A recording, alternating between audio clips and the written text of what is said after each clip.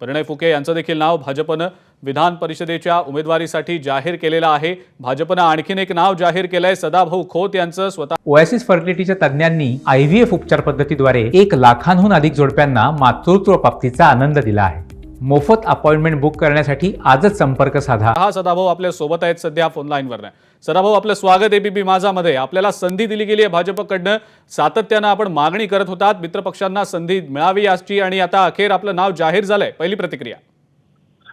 या देशाचे पंतप्रधान आदरणीय नरेंद्र मोदी साहेब असतील, अमित शहाजी असतील, आदरणीय नड्डा साहेब असतील, राज्याचे उपमुख्यमंत्री आदरणीय देवेंद्रजी फडणवीस असतील, किंवा अध्यक्ष आमचे आदरणीय बावनकुळे साहेब असतील, यांनी निश्चितच मला काम करण्याची संधी दिली। त्याबद्दल मी त्यांचं मनापासून अभिनंदन करतो। आणि शेतकरी, शेतमजूर, बारा बलुतेदार, आलुतेदार यांचा लढा लढत इथपर्यंत मला सामान्य माणसानं पोहोचवला। निश्चितपणाने त्यांच्या प्रश्नाला न्याय देण्याचं काम भविष्य काळामध्ये माझ्या हातून होईल अशी मी अपेक्षा व्यक्त करतो। सदाभाऊ, आपलं नाव भाजपनं आपल्या यादीत जाहीर केलेलं आहे, काय नेमका याचा अर्थ काढायचा?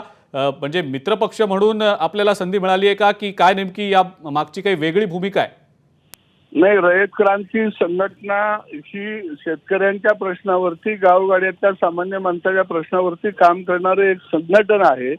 आणि या संघटनेला न्याय देण्याचं काम या ठिकाणी झालेलं आहे। आणि ही संघटना भारतीय जनता पक्षाबरोबर एक संलग्न मित्र संघटना म्हणून या ठिकाणी काम करत आलेले आहे। निश्चितच घेतलेला जो निर्णय आहे तो योग्य आणि विचारांती घेतला गेलेला आहे। कारण आम्ही आमचा स्वतःचा असा काही पक्ष या ठिकाणी किंवा पक्षाच्या नावावरती कधीही निवडणुका लढवल्या नव्हत्या। गेल्या वेळी सुद्धा मी भारतीय जनता पक्षाच्या DB फॉर्मवरती आमदार झालेलो होतो। हो सदाभाऊ, खूप खूप धन्यवाद। आपण एबीपी माझाशी बोललात, प्रतिक्रिया दिलीत त्याबद्दल। सदाभाऊ खोत होते आपल्यासोबत, आणि त्यांनी देखील समाधान व्यक्त केलेलं आहे मित्रपक्षांना संधी भाजपनं दिली याबद्दल। एबीपी माझा, उघडा डोळे बघा नीट।